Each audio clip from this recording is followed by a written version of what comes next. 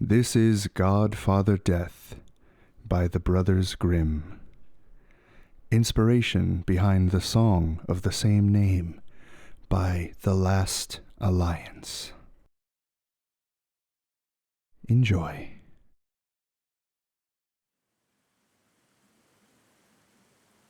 A poor man had 12 children and had to work day and night in order just to feed them. Thus, when the 13th child came into the world, not knowing what to do in his need, he ran out into the highway, intending to ask the first person whom he met to be the godfather. The first person who came his way was God himself, who already knew what was in his heart.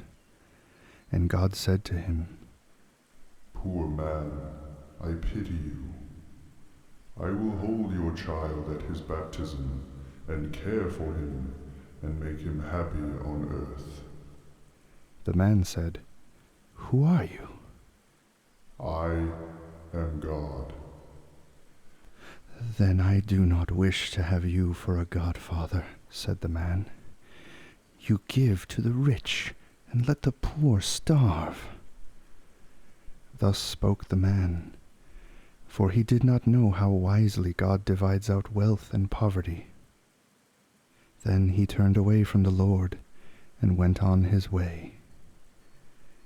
Then the devil came to him and said, "What are you looking for? If you will take me as your child's godfather, I will give him an abundance of gold and all the joys of the world as well." The man asked, "Who are you?" "I am the devil." "Then I do not wish to have you for a godfather," said the man. "You deceive mankind and lead them astray." He went on his way, and then Death, on his withered legs, came walking toward him and said, "Take me as your child's godfather." The man asked, "Who are you?" "I am Death, who makes everyone equal." Then the man said, "You are the right one. You take away the rich as well as the poor, without distinction. You shall be my child's godfather." Death answered, "I will make your child rich and famous, for he who has me for a friend cannot fail." The man said, "Next Sunday is the baptism. Be there on time." Death appeared as he had promised, and served as godfather in an orderly manner. After the boy came of age, his godfather appeared to him one day and asked him to go with him. He took him out into the woods and showed him an herb that grew there, saying, "Now you shall receive your godfather's present. I will turn you into a famous physician. Whenever you are called to a sick person, I will appear to you. If I stand at the sick person's head, you may say with confidence that you can make him well again. Then give him some of this herb, and he will recover. But if I stand at the sick person's feet, he is mine, and you must say that he is beyond help, and that no physician in the world could save him. But beware of using this herb against my will, or something very bad will happen to you." It was not long before the young man had become the most famous physician in the whole world. People said of him, "He only needs to look at the sick in order to immediately know their condition, whether they will regain their health or are doomed to die." And people came to him from far and wide, taking him to their sick and giving him so much money that he soon became a wealthy man.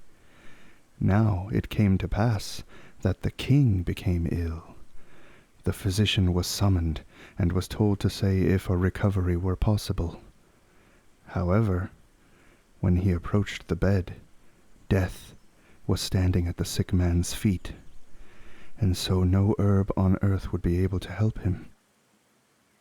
"If I only could deceive Death for once," thought the physician. "He will be angry, of course, but because I am his godson, he will shut one eye.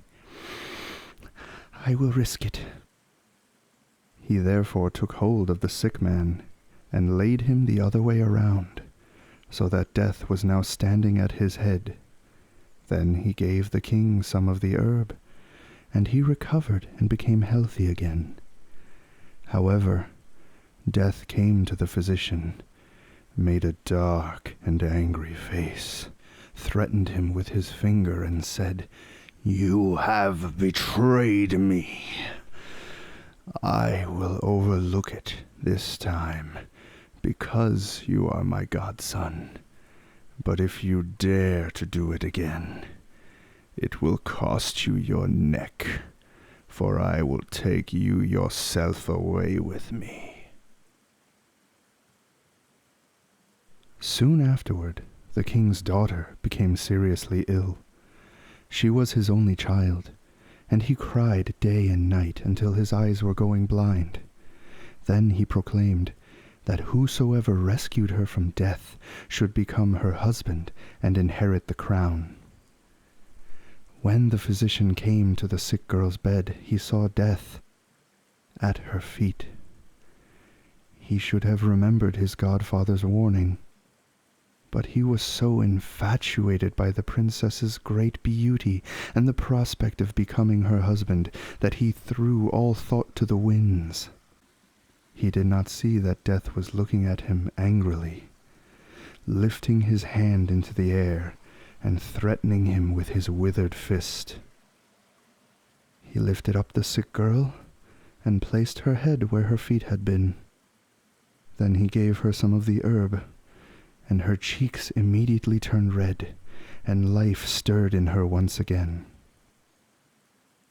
Death, seeing that he had been cheated out of his property for a second time, approached the physician with long strides and said, "You are finished.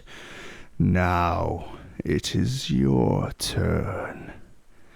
Then Death seized him so firmly with his ice-cold hand that he could not resist, and led him into an underground cavern. There the physician saw how thousands and thousands of candles were burning in endless rows, some large, others medium size, others small. Every instant some died out, and others were relit, so that the little flames seemed to be jumping about in constant change. "See," said Death, "these are the life lights of mankind. The large ones belong to children, the medium-sized ones to married people in their best years, and the little ones to old people. However, even children and young people often have only a tiny candle." "Show me my life light," said the physician, thinking that it would still be very large. Death pointed to a little stump that was just threatening to go out and said, "See, there it is." "Oh, dear Godfather," said the horrified physician, "light a new one for me. Do it as a favor to me so that I can enjoy my life and become king and the husband of the beautiful princess." "I cannot," answered Death. "One must go out before a new one is lighted." "Then set the old one onto a new one that will go on burning after the old one is finished." Death pretended that he was going to fulfill this wish, and took hold of a large new candle. But, desiring revenge, he purposely made a mistake in relighting it, and the little piece fell down and went out. The physician immediately fell to the ground, and he too was now in the hands of death.